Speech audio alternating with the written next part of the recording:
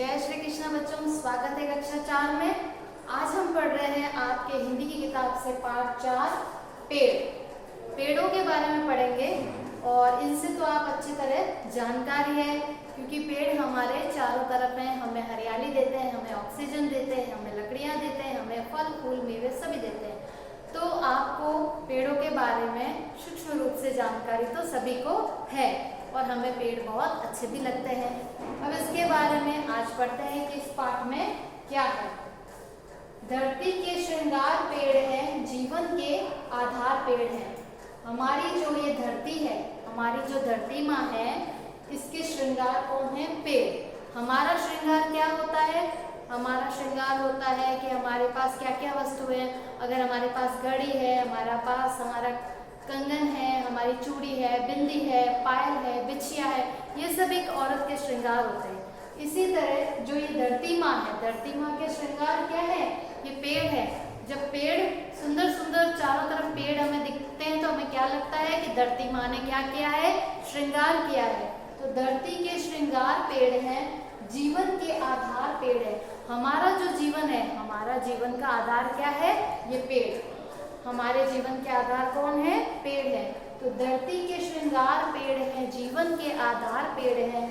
पेड़ हमें छाया देते हैं, स्वयं शीत गर्मी सहते हैं। ये जो पेड़ है ये हमें क्या देते हैं? छाया देते हैं।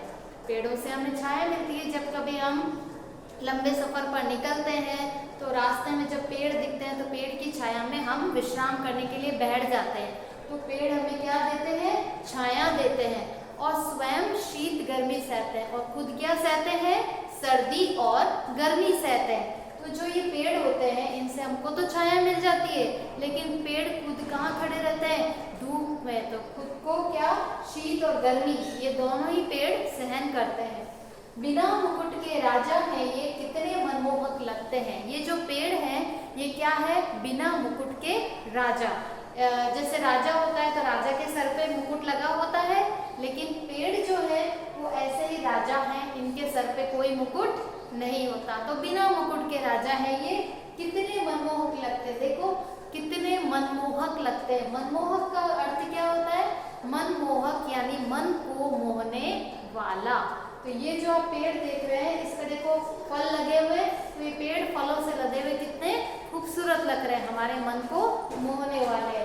तो आप भी मेरे साथ पढ़ेंगे। धरती के श्रृंगार पेड़ हैं, जीवन के आधार पेड़ हैं। पेड़ हमें छाया देते हैं, स्वयं शीत गर्मी सहते हैं। बिना मुकुट के राजा हैं ये, कितने मनमोहक लगते हैं। आगे बढ़ते हैं इसके। जंगल के परिवार पेड़ हैं, पंछी के घर बार पेड़ हैं।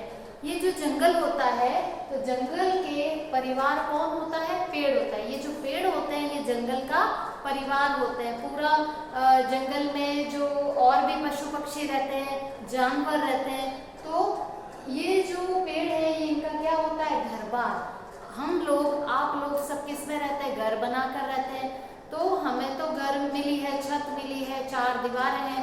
पक्षियों को कौन बना कर देगा? उनके तो कोई घर बार नहीं होता। इसलिए वो जो पेड़ पौधे होते हैं उसी पे घोंसला बना के वो रहते हैं। तो पेड़ क्या है? उनका घर है। तो पंछी, पंछी का अर्थ क्या हुआ? पक्षी। पंछी का अर्थ क्या होगा? पक्षी। तो जंगल के परिवार पेड़ हैं, पंछी के घर बार पेड़ हैं। जंगल में ये पक्षी हैं, उनका ये घर होता है और सभी लोग इसमें एक परिवार मानकर जंगल में रहते हैं। तो पेड़ है तभी तो सभी पशु पक्षी, सभी जीव जंतु वहाँ पे रह पा रहे। अगर पेड़ नहीं होंगे तो फिर कोई भी वहाँ पे नहीं रह पाएगा। किस पे घोंसला बनाएंगे? किस पे बैठेंगे? किसके फल खाएंगे? और उन पेड़ों से पक्षियों को फल भी खाने को मिलता है, तो उनका भोजन का कार्य भी फल पेड़ों से हो जाता है। तो वो उनका क्या है? परिवार। जंगल के परिवार कौन है? पेड़ है। और पक्षियों के घर बार कौन है? पेड़ है। जहाँ पेड़ है शीतलता है, शीतलता से मेघ बरसते। सूखी धरती हरियाती है, ताल तलैया सारे भरते। जहाँ पेड़ है शीतलता है। जहाँ पे पेड़ है वहाँ पे क्या है? शीतलता। शीतलता का क्या अर्थ है? ठंडक है। बहुत हमको वहाँ पे ठंडक लगती है। अगर पेड़ नहीं होंगे तो हमें क्या होगा, हमें बहुत गर्मी महसूस होगी, चारों तरफ हमें गर्मी लगेगी। लेकिन जहाँ पे खूब सारे पेड़ पौधे होते हैं वहाँ पे बहुत ठंडक होती है। तो जहाँ पेड़ है शीतलता है, शीतलता से मेघ बरसते, और जहाँ पे ठंडक होती है वहाँ पे क्या होते हैं, मेघ बरसते। मेघ किसे कहेंगे, बादलों को। मेघ हम किसे कहते हैं, बादल को। तो जहाँ शीतलता है वहाँ क्या बरसते हैं, मेघ बरसते, बादल भी वर्षा करते हैं। सूखी धरती हरियाती है, और जब बारिश होगी तब क्या होगा, जो सूखी धरती है, जो जमीन सूखी पड़ी है, वर्षा होगी तब क्या होगा, वो सूखी धरती हरी भरी हो जाएगी, चारों तरफ हरियाली हरियाली हो जाएगी। और ताल तलैया सारे बढ़ते। ताल तलैया किसको कहेंगे हम, ताल तलैया जैसे कि कुआं है, बावड़ी है, झील है, तालाब है, नदियां हैं, सागर है, ये सब ताल तलैया हैं। तो जब बारिश आती है तो ये सब भर जाते हैं।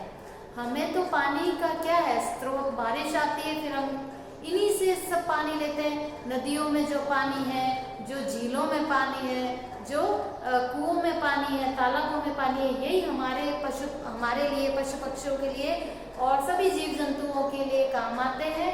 तो जब बारिश होती है तब ताल तलैया भी भर जाते हैं।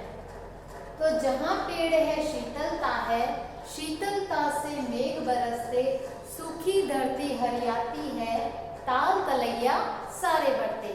तो ये आपने इसका अर्थ जान ही लिया है कि जहाँ पेड़ होते हैं वहाँ क्या होती है, शीतलता होती है। शीतलता से क्या होता है, मेघ बरसते हैं यानी बादलों से वर्षा होती है। सूखी धरती हरियाती है, मतलब जो धरती सूखी पड़ी है, अगर बारिश नहीं होगी तो धरती सूखी हो जाएगी, और जब उसमें बारिश की बूंदें पड़ती है तो धरती खुश हो जाती है, एकदम उस पे चारों ओर हरियाली हो जाती है, और ताल तलैया सारे बढ़ते हैं। और जब वर्षा होती है तो हमारे जितने भी ताल तलैया हैं वो सारे भर जाते हैं और चारों ओर आनंद ही आनंद छा जाते हैं। तो आज के लिए इतना ही। जय श्री कृष्ण।